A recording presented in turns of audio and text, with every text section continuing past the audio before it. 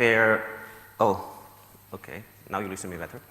Around fairness and trust, which is a topic that has been discussed during the conference quite a lot, and another example around automatic generation of neural networks. Okay? I would like to start, though, talking about what I think should be the role of the industry. And thank you very much. Let me see if I can make it work. Yeah. So imagine that you, in the academy or in research or wherever, you have a great idea. And you think it's an idea that can change the world. And that changing the world may mean, well, making a lot of money for you or saving a lot of people, whatever you think it's impact for you. There are three things that you have to take into account or that you have to consider to make that happen. The first one, here. Okay. The first one, obviously, it's innovation. So you need to have a new idea which is meaningful for the world. And this may be very obvious, but many times people have very good ideas that just don't apply immediately to the real world. And this does not make a very good case for making a huge impact, at least at the moment. The second is scalability. So you have a great idea, you put an image recognition service in the cloud, but it's a very different thing to have 10 calls per day to your service than having 10 calls per second to your service. It changes a lot. So as you grow, you need to take into account things like how am I going to monitor my systems, how am I going to make changes to my system, et cetera, et cetera, et cetera. So there are many startups who are very good, have a very good idea, and they fail because of the success they have, because they are not able to scale. So having scalability in mind, if you really want to have a big impact in the world, is something that you have always to take into account. And the third point, it's, I think, very well explained in a scene from a movie that you may have seen, which is this one. Hopefully. A company is like an enormous clock. Is like an enormous clock. Yes, precisely. It only works if all the little cogs mesh together. Now, a clock needs to be clean, well lubricated, and wound tight. The best clocks have jewel movements, cogs that fit, that cooperate by design. I'm being metaphorical, Bob. You know what I mean by cooperative cogs, Bob? So this is from the movie The Incredibles that you may have seen. And the guy in the movie is really a very nasty guy. He's really an asshole. But he's pretty right in the description of how a big company works. It's like a clock with many little wheels that have to match together very well. So when you try to introduce some sort of innovation into that company, basically what you are doing is trying to change one of these little wheels or adding a new one, and try to do that with a real clock. It's very complicated. And it's one of the challenges that big companies have when they want to bring some innovation that comes either from their departments or from startups or from wherever. So what is the role of we, and I say we, I meaning IBM, Google, Microsoft, whoever, industry players? I think that what we have to do is make sure that we provide with the tools and methods so that solutions can scale and can integrate. Here's where I think we can play an important role. And all what I'm going to explain right now is about that and how you move things, a good idea from research, and make it scalable and integratable. Okay? I'm going to give you now, so the way we do this in IBM is based on two principles. This is a very IBM-ish thing. It's not necessarily the way the others do it, but it's how we feel we should materialize this industry role that I just explained. The first one is with good collaborations with universities, okay? And good collaborations, I mean, in IBM we have collaborations with many universities in the world, but possibly the most paradigmatic one is the partnership that we have with the MIT, with whom we signed a 10-year partnership just in 2017, just focusing on artificial intelligence. This is how important we think that this topic is and how disruptive we think it can be. Now, the model that we are using is not a model that had been used in the past, where we take people from the academy, we bring them to the company, and we use their skill and their knowledge to do something. That does not work, because when we do that, we lose the freedom of the academy people, of research people. What we value from the industry of you guys is the freedom that you have.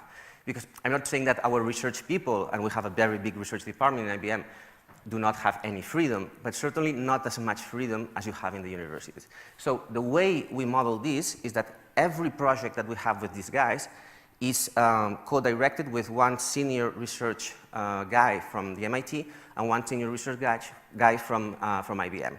So this way we can balance both things. So we don't bring people, we just balance them.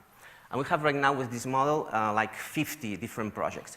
And I cannot resist to explain one of them. It's a little bit out of the speech, but so I'm opening a little parenthesis.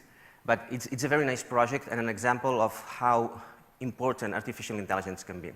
So you may know, or not, that 50% of the vegetables and fruits in the world get wasted. 50% is a lot of food, a lot. And the reason is obvious, because fruits and vegetables rotten very, very quickly. I mean, they don't last a lot. So what we are doing with these guys is creating a protein coat that can surround the fruits and vegetables and that you can eat. So with that protection, the fruits and vegetables can last, instead of a couple of days, they can last for, I don't know, 1 week or 2 weeks. And they can reach people that do not get all this food. And the protein coat is something that you can eat, so they get all the benefits.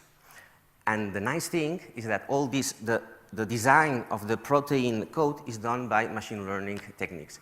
So if you want to learn about that, just enter in there, and you'll see how the project works. But I think it's one of these wonderful examples of how machine learning, artificial intelligence can change things.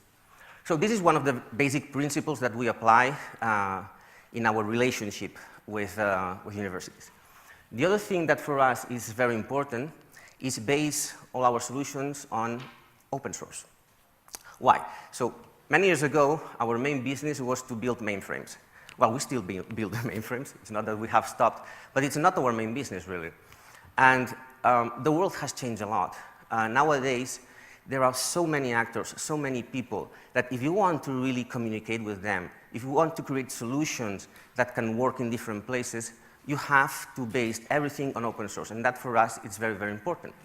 And then, besides, so what we produce in research, besides being based on open source, we put it always in GitHub. And through the presentation, you'll see a couple of links of the examples I will provide. They are in GitHub, and you can use them as much as you want. Now, all this is what we use to create our platform. What's the value of the platform? The value of the platform is the architecture. Why?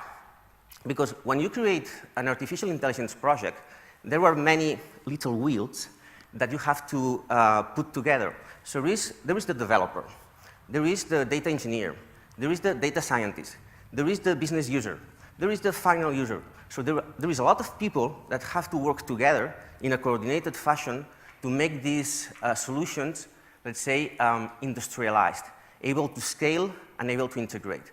So what we do in the platform, basically, or what we try to do, is create this architecture based on open source so that you don't have to do it. So these are our, let's say, main principles when, from an industry point of view, when providing solutions to our customers. Now let's go to the examples that I wanted to discuss.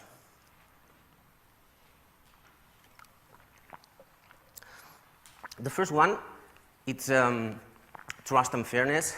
And I'm not going to talk about a lot because there have been sessions on that in the past. The only thing I can say is that from an industry perspective, this is a real problem. Because if people do not trust our artificial intelligence solutions, they won't use it. And if they don't use it, they won't buy it. So it's not an immediate problem. So right now, I don't think that there is this, let's say, concern in the society. But it will appear. So if I go to a bank and I ask for a credit, and there is a machine learning system that tells me, no, you don't have the credit, I would like to know why.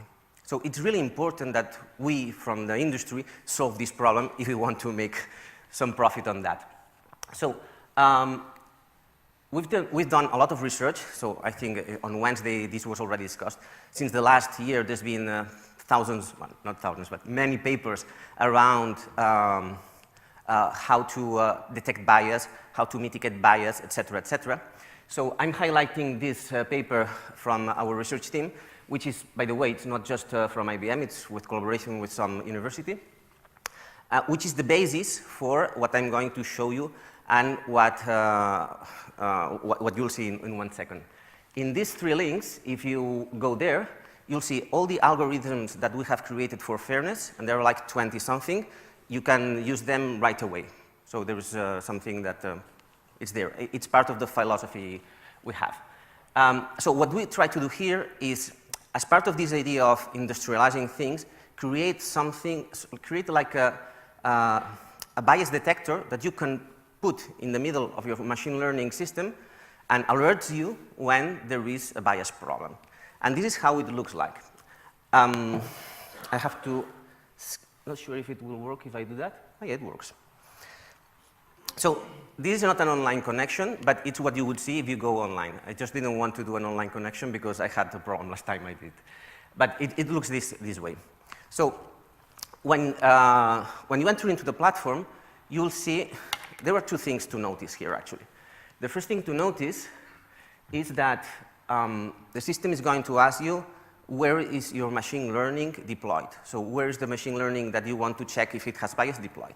And you see that there is not just our system, which is Watson, but it's also Amazon, Microsoft, and Google will also appear here very soon. The idea is that in big customers, really, they don't use just 1 cloud provider. They use 3, 4, or even 5. It's very common. So if we have to provide solutions, we have to make sure that we work with all possible cloud providers. So that's an important thing. The second thing is the point where it says private environment. So in your case, in the academy case, I'm assuming that most of you just use public clouds, and it's fine, it works, it's good. But big companies, especially in the sector of finance or public sector, many times they cannot afford to put things on a public cloud because there are data regulations and there are many issues that they have when they try to move things out there. So what they have done is to create their own private clouds. So for us, it's also very important to be able to work at the same time with a private cloud or a public cloud, because that's what happens with, not for small customers, but medium and large customers all have this type of problematic. Okay, so let's imagine that, I don't know, let me put my glasses or I won't see anything. So let's assume that we say, okay, I have deployed a few machine learning models in my private environment, and I want to test for bias these are different machine learning models that do different things. So the system basically, using the algorithms in that paper that I have referred, is just create a dashboard that alerts you of when these machine learning models have a potential bias. It's like an alerting system that says, pick, pick, pick, pick, here is a problem, okay?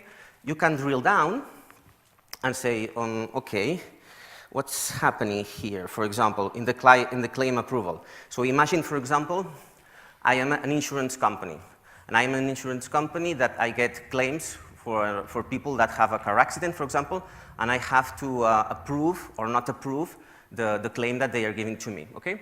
And I detect that there is a bias, and then I drill down, and I can see that, well, there may be a bias because of the age, okay? What does that mean? Let's drill down a little bit more, and we can see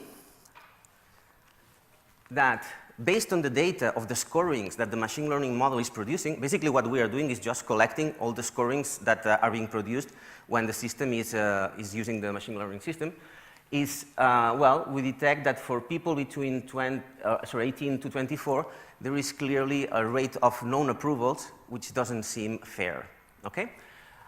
Which I'm sure it's what happens most of the times for young people. So this is an input that we provide to the insurance guy, but we do a little bit more. What we do is create an alternative model. An alternative model that tells you how you could create a debiased system. And the way to do it is something that Dr. Silvia Chiappa on Wednesday explained, which is basically recreate scores changing one of the features. So instead of using the score with 18-year-old value, I do a scoring putting myself as a 50-year-old. So changing this, we get data and recreate a model that is a little bit biased. Does this mean that the insurance guy has to use this other model? No. I mean, they can use whatever they want. But at least they are having some inputs that their current model is not really working and how the new model, or a less debiased model, should work. Okay? So this is one part about how to do fairness. But if we want people to trust us, there is a little bit more to do. And it's the explainability.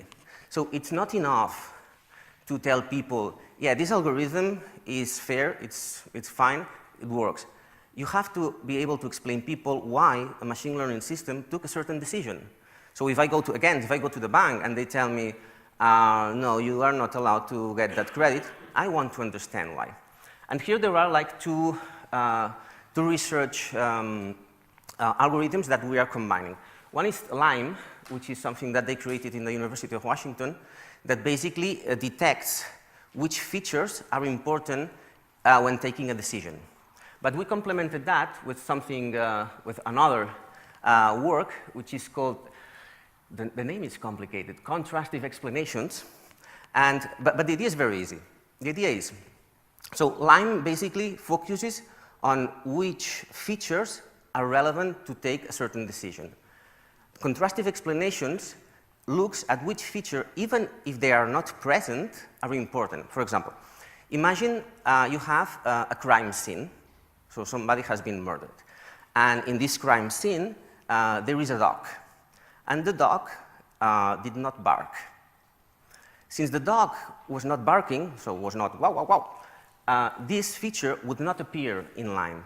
But it's a very important feature, because if the dog was not barking, it means that the person who committed the crime could be a well-known person from the family, for example.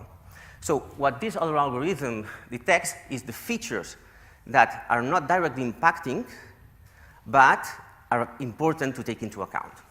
How does this look like? Let me go back to my... This is how it looks like. This is the output of LIME directly, okay? So, for example, I'm a teenager, and I'm claiming I had a car accident. I go to my insurance, and I want to get my money, and I was rejected. And I say, but why did I was rejected? I mean, I was not doing anything wrong with my car, etc. And with the explanation, they give me the factors that the system took into account to reject the transaction, okay? So explainability is a very psychological and human thing, and for us it's very important, or we believe that if we want artificial intelligence systems to succeed, we need to be able to explain these things for everything that impacts them, okay? So this is what you would see now in the current version of what we have in the platform. Next month will appear the revised version with the contrastive explanations approach, okay? But this is the idea. So,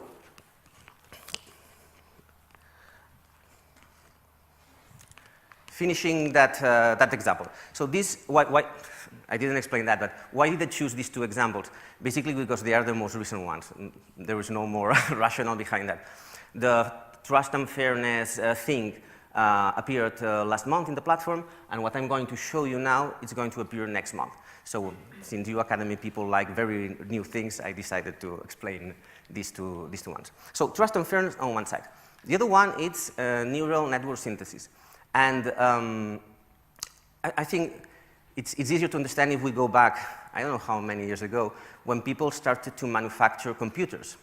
So manufacturing a computer meant it has many steps, but one of the steps is to design the transistor layout, okay, something like that. This was a task that was done manually for many years, and it's a very cumbersome and lengthy task.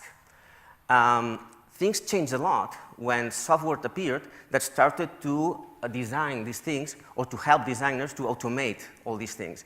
And really the computer manufacturing industry rocketed when there was this type of automation. So what I think we, and when I say we, I don't say IBM, I mean I think everybody would like, is that we could do the same with neural networks. So designing by hand neural networks, and there was a guy on Wednesday, a startup, who was explaining after the talk, it takes some time. It's a really lengthy process, and it's not easy. So what we're trying to do is to generate models automatically that perhaps could not be perfect, but in most cases could be good enough. Okay? Right now, let's say the landmark of automatic generation of neural networks is work that was done by Google in 2017. Basically, what they did was they used an evolution algorithm. So they take networks and they mutate. And mutating basically means I change this, I don't know, the pooling layer by a convolutional layer, whatever. And then they train it, they see if the accuracy is better, and then they select at the end the network that it's more accurate. And it works very well. The problem that this has is that it takes a long time. So this took like 256 hours, and it requires a lot of resources. So it's not really practical. It's very good, but it's not very practical to use in a day-by-day work. So what we did was try to solve this with two different approaches.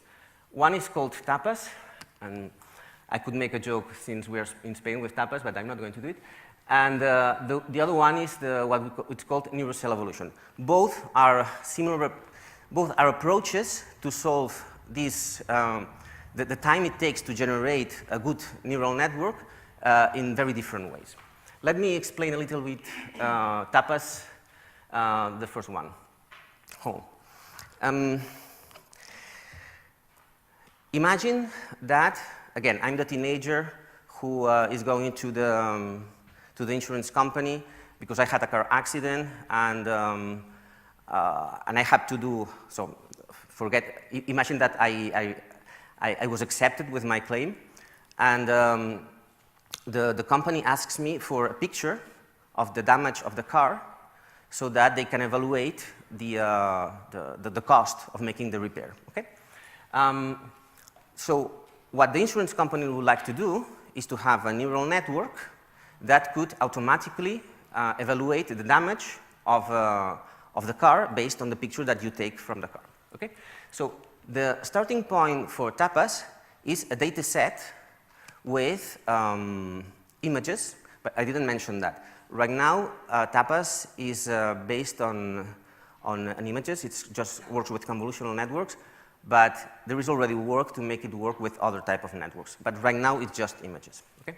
So you have an initial data set with images. In this case, would be cars, and cars which are some type of damage. And we use something which is called the characterization, the data set characterization, which is a complexity number of so it's a number that identifies the complexity of the data set. Okay? This is a number between 0 and 1, and if you want to know the details, there is a paper that explains exactly how to calculate it. Okay? I'm not even sure I could do it, but it's a very well-defined metric. So you get the data set, you find this complexity number, and you'll see now why this is used. Just hold on. The second part of tapas, it's a very big database of trained neural networks. So what we did here is we took 19 sets of images which are well known, so CIFAR10, CIFAR100, ImageNet, and many variations. And for each of these 19 data sets, we generated 800 neural networks. And each 800 neural networks, we trained them, and we created this huge database of pre-trained neural networks. Now you will see what the number is for. So when I come with my data set of crashed cars, what I do is I select from the database the neural networks that have a number, a complexity number, similar, more or less, to the one that I have for my original data set. And with that, so with the subset of trained neural networks from this database, I generate TAP. And TAP is itself a neural network which is trained with the number from that data set and from the subset of the already pre-trained neural networks.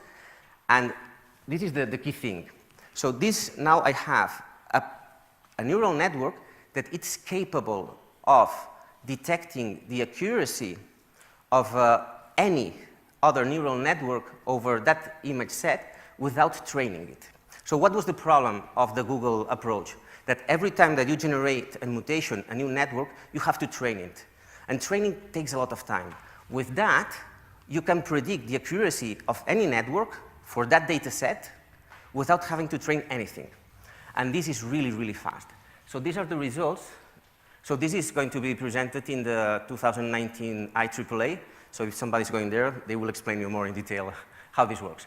So basically, what we achieved with that is that something that was taking 256 hours now takes 400 seconds. So from a practical point of view, now this is usable.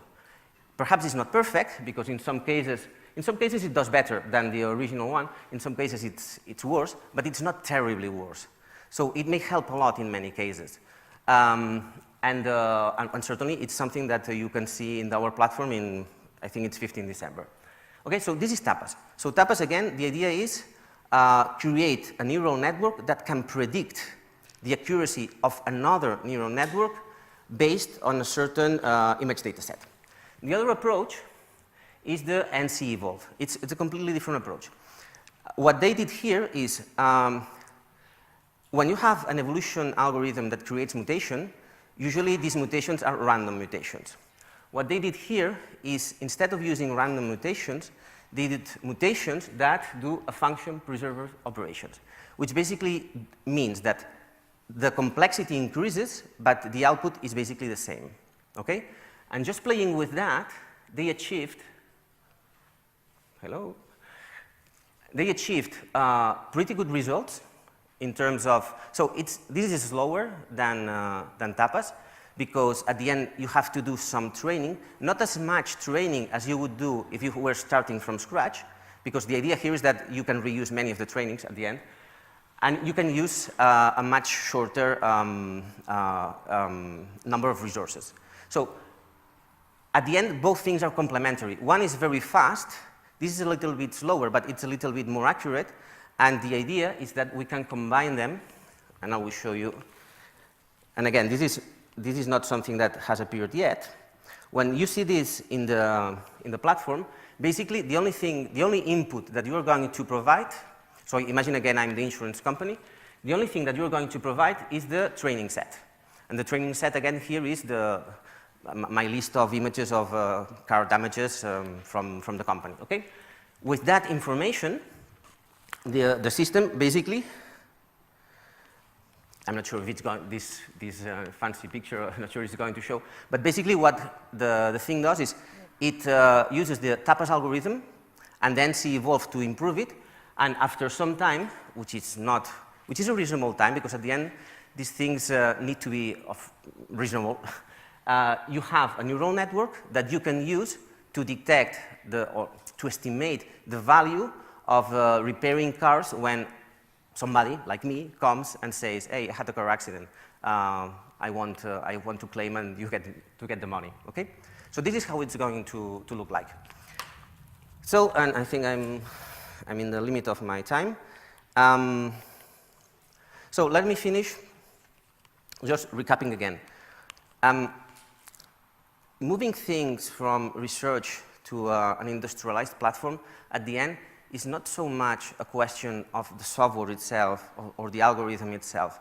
It's about the architecture. It's about how you put all the little things together so that all the people that has to work in a project, I mean, the developer, the data engineer, the data scientist, the business user, the blah, blah, blah, blah, blah, can do it in a way that it's scalable and can integrate with what they have, okay? And this is our value. This is a sentence that our marketing guys love to say, so I will put it. Basically says there is no artificial intelligence without information architecture. So that they like to say it, and I think it's pretty accurate. Thank you very much, and that's it.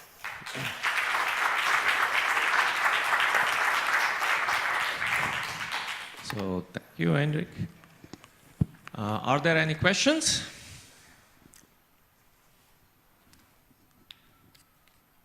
Okay. No one? No. She's arriving. It's short question. Sure. How you choose architecture for the many architectures to their set of the networks? I didn't understand that. Okay, can you say it again? Okay. If I understood right, Yes. okay, you choose many different architectures of the neural networks. Yes. Okay, and how you choose it? Okay. Oh, so basically for tapas, for example. Yes. Okay. So what we use is an evolution algorithm, basically the same that Google is using. We generate networks by creating mutations. So you generate a network, then you want to generate another one. So you choose one layer and you change it with something else, and you have another one, and you start generating a lot of networks. The point of tapas is that to predict how good this network is, you don't have to train it. That's the point.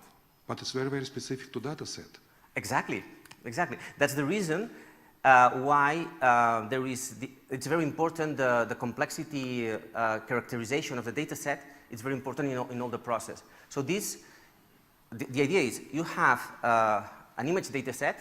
I was putting the example of car crashes, okay, but whatever you want to imagine. And you want to create a neural network that makes a recognition of of new images and make an estimation of the cost of repairing that. It's absolutely specific to that. It's true. It's not generic. Okay. So, and the thing that I did not mention is that once you have this neural network, this goes into the general database so that it can be reused for other things. But it's completely true. So we generate a lot of networks, but at the end, the one that we choose is just useful for the original data set. It's true. And how to choose all parameters? How many filters, sizes of filters, places for the dropout? I don't know. Oh, I have to refer you to the paper where this is described, exactly how they do that. But the point of tapas is not so much the generation of neural networks. That's just something very standard. The point of tapas is how you make the prediction of how good a network is without training it. That's the real point. The generation of the network is something pretty standard.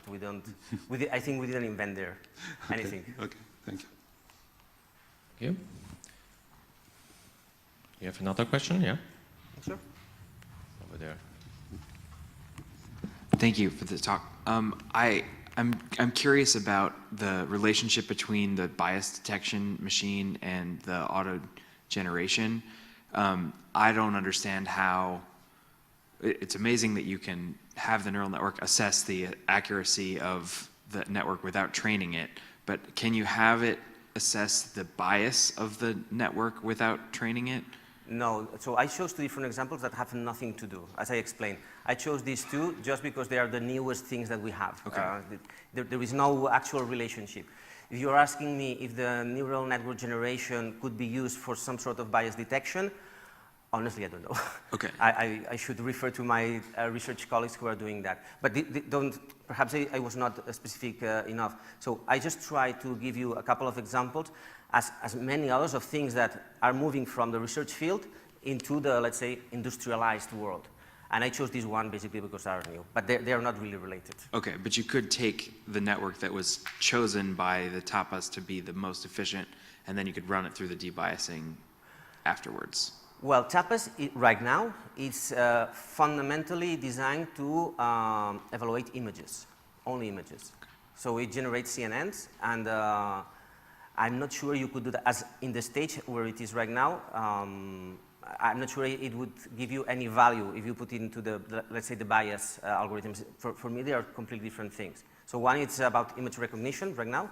And again, I know there is work, not just from IBM, but from other universities, to make that automatic generation, not just based on image, but on other types of neural networks. But this has nothing to do with the bias thing. Could you apply it? At some point, I assume so. But I'm not really an expert. Thank you. Thank you very much. Thank you. I have just a closing question. Now we have tapas. Maybe next year you have tapas 1 to tapas 20, and then you have to develop a meta tapas that decides which predictor predicts better. Yeah, well, actually, one of the things, so the idea actually is to have different algorithms that balance differently accuracy versus time. So tapas is very, very fast, but not the best accurate. You have the other one, which is not so fast, and, but it's more accurate. And the idea is that as we develop more algorithms that have different accuracy versus speed ratios, there is like some sort of meta tapas or meta selector that selects for each specific data set which is the right one or the combination of right algorithms that you should use to have the best neural network. So again, this is the first step.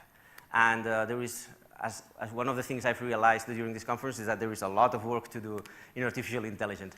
So it's the first step, but it's starting to work. And as I was explaining for the transistor layout computer world, this changed the computer world. So these type of things can also change artificial intelligence. Okay. Thank you very much to Enric.